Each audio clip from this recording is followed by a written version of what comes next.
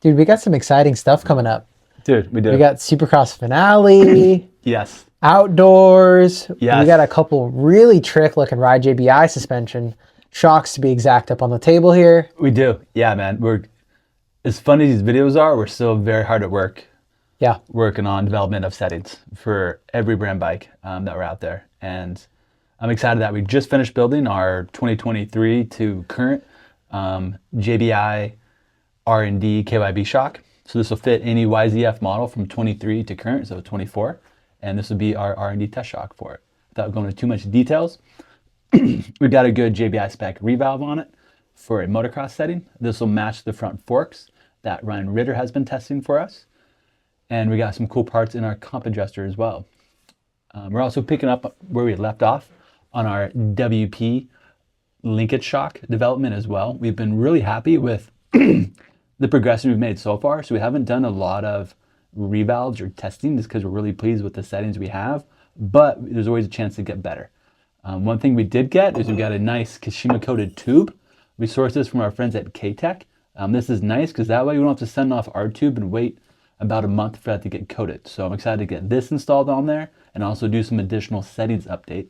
And then we'll come back to you guys with some back-to-back testing of not only this item, but the different settings versus the current settings that we're already getting really positive feedback from. But I'm confident there's more potential available in these shocks. It's just a matter of effort and us spending some time trying more settings and seeing what works and what doesn't, and continuing further on that path.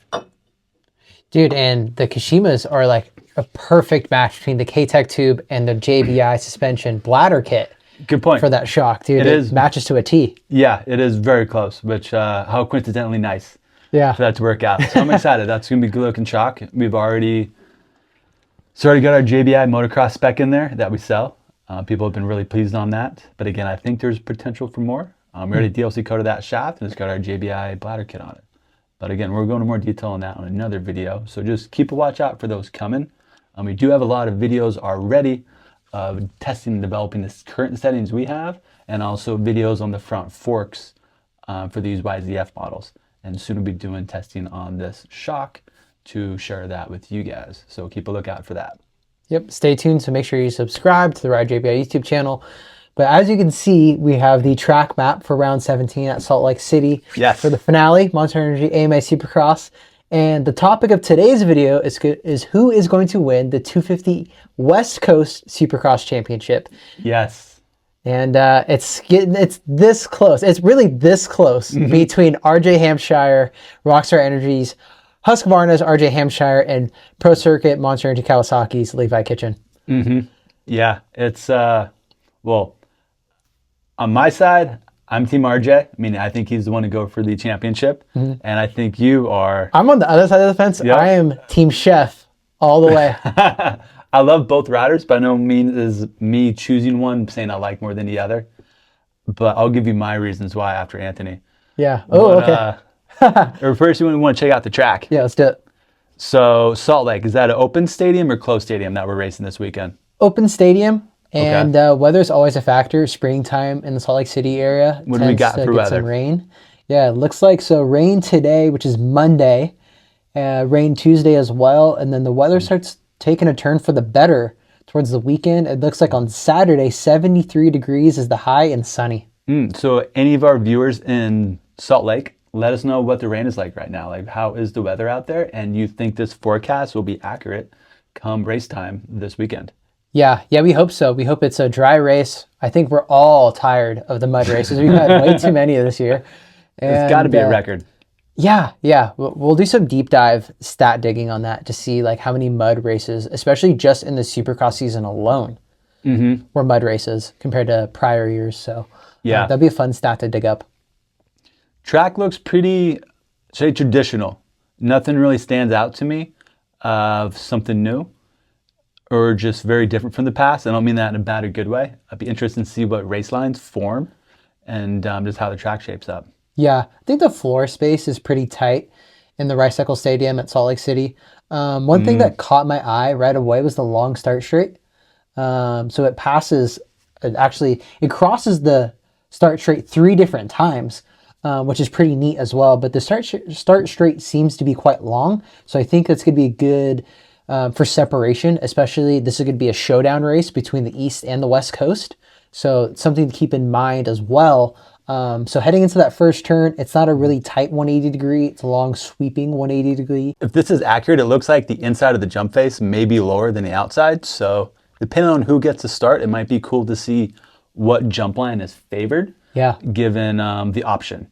So usually if you get the good start, you get to take the favored jump line. And if you can't, you got to take the slower one. So that might be a really good indicator of, as always, get a good start and then bust out that favored jump line immediately on the first lap, because a lot of people are going to have to double through there when they want to be tripling just because of traffic.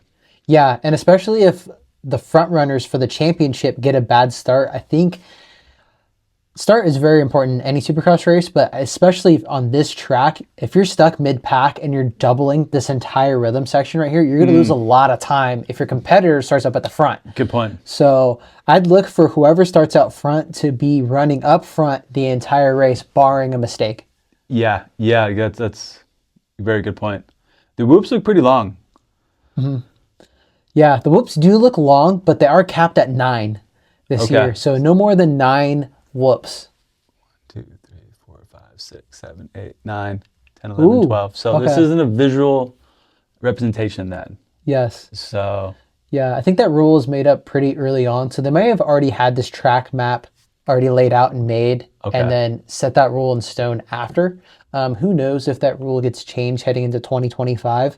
But for this year, they were all capped at 9 whoops for the 2024 Supercross season. I hope it does. I mean, I think sometimes tracks maybe only have 5 or 6 whoops, and other times there should be a freaking straightaway of them. Yeah. You don't have to blitz them. You don't have to rip them for rider crashes. That's their choice of line. You can always double through them, but it does let the elite riders really make up time or take a fast line. And it's really cool to see that. Yeah, for sure. I think it does take away some of the skill level from the guys who are, like a Malcolm Stewart, for example. Like, that dude can blitz a set of whoops like no other. What do you think of his outside line? Did you see him at Supercross over the weekend? He went outside to pass, I can't remember who it was. He ended up sliding out, but he railed the corner. You know what? I did not watch the race back. We were at Cheney Ranch on Saturday. Had an epic day. And then we were at a Supercross watch party after we did some riding all day. And got cold. Yeah, it got cold. I was in a conversation and I just was not paying attention to the race. So, and I didn't rewatch it back. But no, I didn't see it, unfortunately. We'll see if we can pull it up later on. Okay. He fucking rails it. Oh, okay. Unfortunately, it goes down. It's just so slippery on the out corner, but he needed to make the pass. Yeah. And it's a cool clip. Yeah. I wish he had made it. Yeah. That track looks slick. Yeah. Yeah. It just didn't look like it had a lot of grip. Like, it looked like the riders were fighting for traction, like, pretty much all day. It actually reminded me of Elsinore, like, at the start, with, like, really hard pack underneath. Right. And then they prep it on top. And then once that prep is gone, it's like on ice skates. Yeah. There's those kind of marbly rocks. Yep. Not rocks, but like clods of dirt. Yeah. Like, and clumpy. That's not traction at all. It just makes the tire kind of bounce and skip. 100%. But getting back on the Salt Lake, long rhythm lane after the first turn. We got some over under, then it crosses the start straight a couple times.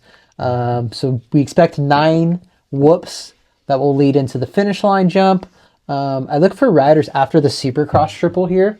They do the 180 right. I look for some of the 450 guys to go triple on to the tabletop and then maybe roll off the backside to the inside, or maybe even triple on off to the outside. Yeah. Yeah, I can see that too. That's man, I just hope nobody blows that corner and just T-bones somebody as they come across this way. Dude. That's a good point. That is a really good point. Yeah. But really good use of floor space. It seems like they've made a decently long track for the amount of floor space they have. As you alluded to, they're definitely crossing across the starting straight more than a few times, but good use of it because I love the length of this rhythm section over here. Yeah. I've been enjoying seeing the longer rhythms at the tracks that we've been seeing this year. It's cool to see the riders. It's not cool to see them make a mistake, get hurt, but see them sometimes make a mistake on a rhythm that just must be mentally challenging to remember. Yeah. And you see 2 top guys and all of a sudden they're neck and neck and then one dude just slightly messes up the rhythm. Yeah. So it's cool to see that being a challenge. Sweet. So now that we got the track covered and the weather covered, who do you think has the edge heading into Salt Lake between RJ Hampshire and Levi Kitchen? Ooh. When I think of RJ, I just think of like heart and determination and just won't quit. Yeah. So I think for the safety of the other riders, not that he's going to take anybody out, but he is not going to lose this title. No matter what happens, you could start him dead last, and he is going to smash his way through that field. Again, not because he's a dirty rider and he wants to take out people, but if you're in his way, he's going to do anything he needs to get that win. I think he's just hungry to the level that the competition doesn't know and hasn't experienced yet. RJ's got a lot of experience in that class. And I think with that also builds a hunger of, I want to win. It's my time.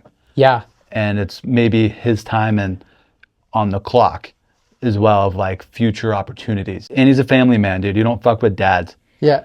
Like when you start having kids, their personality changes on. Yeah. Like we're racing to win. That's why he's got my bet. Yeah. In terms of just sheer will. Like we know he has the talent. Yeah. The speed is there. For sure. Yeah. Yes. So I think he could even go down and pick up the bike, and he's just going to figure out a way to do it. I think we might see like an Osborne-esque ride from him. Like I think back to 2017 Vegas. I feel like bad Osborne. Yeah. We feel bad for a certain rider. But the best takeout ever though. Yeah. I mean, appropriate timing, appropriate lap. Like Yeah. I feel like there was nothing dirty on that. It was just that's what you do in that scenario for a championship. Yeah, he literally could not wait another quarter. Granted, there was one, that was the second to last corner. He did that. He technically could have waited, but like you're not just going to come out of a 180 left, go all the way down the start straight to a 90-degree right-hander that you're in Vegas in 2017. So, yeah, I mean, that was one of the craziest and best nights of racing that I've seen in a long time. And that was, that was already, what, we're in 2024? That was 7 years ago. Wow, already. Good memory on that. Yeah. And good just reference too, because I think we certainly could. Yeah, I just think there's some similarities between the two. But same bike, same team. Same bike, same team. I mean, obviously not same bike, but same. Yeah, same gear brand. Husqvarna, like yeah. Yeah. But to touch on Kitchen, I think Kitchen has just been so rock solid this year. Like I think back to last year when he was aboard the Star Racing Yamaha, and he had races where he was like setting the world on fire and then riding around in like 7th, 8th place. We're kind of just like, well, where's Kitchen? Yeah. I feel like this year he's really eliminated that, and he's had the consistent rides where he's either on the podium or he's winning. Granted, the last East-West showdown, he got just in a first turn, not a first turn pileup, but in a wreck off the start and you know, hurt some ribs, but it didn't seem to phase him too much over the weekend in Denver. He seemed to be riding quite good. He was just behind the eventual winner, Joe Shimoda. He's only like a second or two behind him and just kept him honest all race. Like Joe didn't just gap out. And he was able to hold off RJ. Now, granted, RJ kind of had to make a couple passes to get to Kitchen. He did. But I was expecting RJ to catch Kitchen and, you know, maybe dice with him, ruffle him up a little bit, but it never quite happened. Like RJ just couldn't get close enough. So I think that's a big mental win for Levi heading into this weekend. For sure. It'd been interesting to see that race go a few more laps. Because I think Kitchen then would know he has to get around Shimoda. Yeah. But it's, they played that race really well in terms of not overriding the track, not going down. Shimoda rode great. I imagine he maybe had some nerves winning his first race that year. Yeah, especially on Honda. Because he looked fast, but then maybe tightened up or got tired at the end. I just think anxiety and nerves in the best of way, like excitement, like I'm about to win. Like, hell yeah. Yeah, also altitude. Like I know they beat that to death on the broadcast, but it is a good point to bring up when they call it the Mile High City for a reason.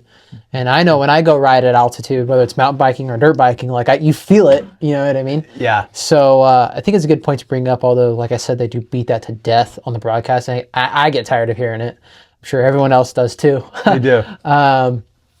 But yeah, good point to bring up. And yeah, going back to Joe, just to touch on him real quick, that was his first win of the year, as you alluded to. And, you know, Honda signed him to win coming into 2024. And I think Joe's kind of gotten a bit of a bad rap just because I think there's a lot of hype him moving to Honda. Honda's a big team. Like, I think when a lot of us think of Honda, we think back to the glory days of Honda when they just won like everything and anything. Yes. And, you know, it's starting to kind of seem that way with like the Lawrences. It seems like Jet has got a firm grasp on this 450 Supercross title as well now. Wow. And History. yeah. So I think there's a lot of hype and pressure that came with Joe moving to HRC Honda. But overall, like his results haven't been that bad. A handful of podiums. Granted, this is his first win, but he's going up against a veteran in RJ Hampshire and a stud with Levi Kitchen, who's just been on it all year. So yeah, good for Joe to notch a win before the end of the season. Mm-hmm. Do you think, so besides the riders, do you think either team has advantage this weekend over the other, be it Pro Circuits or Rockstar? Good question. It seems like Pro Circuit has really found their form as of late. Like, although some of the riders have gotten hurt with like Forkner, we've seen Hammaker come in and out a couple times. It's a huge bummer to see Cameron McAdoo out as well. He was the points leader up until a few weekends ago. So it's just a bummer. But it seems like Mitch and the guys at the Pro Circuit Kawasaki team just have those bikes figured out now. Like they're pulling hole shots, they're running up front. All the riders seem to be happy with the bike. Like we don't hear too many rumblings of, hey, X rider, Y rider is really struggling with the bike. It's tough to call because I don't hear RJ complaining about the bike either that much. So if I'm going to pick Kitchen just because that's my pick. And he just looks really comfortable aboard the KX250. So yeah, I'm going to go Kitchen in the Pro Circuit team. Okay, nice. Yeah, looking at it, it seems both teams are quite different in terms of like the hardware and technology they have, meaning Husqvarna to Kawasaki, but they both seem to have very equal amount of resources and let's say like involvement in improving the bike. So I believe the two brands, I think they both have an equal amount of resources and just effort and kind of results that they're getting out of their bikes. So I think that's what's cool about this weekend is the riders tend to be equally matched and also the support and the bikes they have are equally matched. So it's going to make for a really good race this weekend. Yeah, same with the points too. It's the winner take all. Like they can finish 18th and 19th. Like, that is very true. So, that's just something fun to think about because we normally do not see a title chase go down tied 250 or 450 heading into the finale. So, man, I'm just excited to watch a race where it's just like, let the boys have at it and let the best man win, like battle to the death. I wonder how qualifying is going to go and if they're going to end up in the same heat race. If they're going to end up in different heats. Yeah, they will because West will have a heat race and East will have a heat race. Oh, it's an East-West this weekend? Yes, East-West. My bad. Okay, then geez, so it's going to be almost a game of chess in that heat race, depending on how it plays out. Yeah, it's crazy. What if they're 1-2? Does the dude in second pass him just to show him I'm going to pass you in the main, or it's the mental battle because like the heat race is essentially a main kind of because it's like all the guys are on the gate, even though it's way shorter, but like the same guys are on the gate. Yeah, and it determines gate pick for the main event, like you said. So yeah, it's just I wonder if the mental games are going to start coming into play. Like who's gonna like lean on that? I feel like both guys are just really nice and just like pretty down to earth. Not necessarily like a Cooper Webb who really likes to ruffle the feathers of like their competitors. Yes. So I don't know if that's going to come into play, but I would be curious to see like if I had to bet like RJ would do it first, just like as you alluded to, like just the heart and grit of that guy. Yeah. But yeah, it's going to be an exciting one to watch nonetheless. It is. So again, I'm Team RJ. I think he's got the win locked up just out of sheer will and determination and true grit. But you cannot count out the talent of his competitor. Yeah, Levi Kitchen. So leave your title pick in the comment below. And just comment anything else that you'd like to see us do on the RideJBI YouTube channel. We got a lot of stuff coming. I'm actually going to be here full time now instead of part time. So that starts this week. Yes. Very excited. So a lot more content coming, not only from a racing perspective, product perspective with us here at RideJBI. The shop talks will keep coming as well.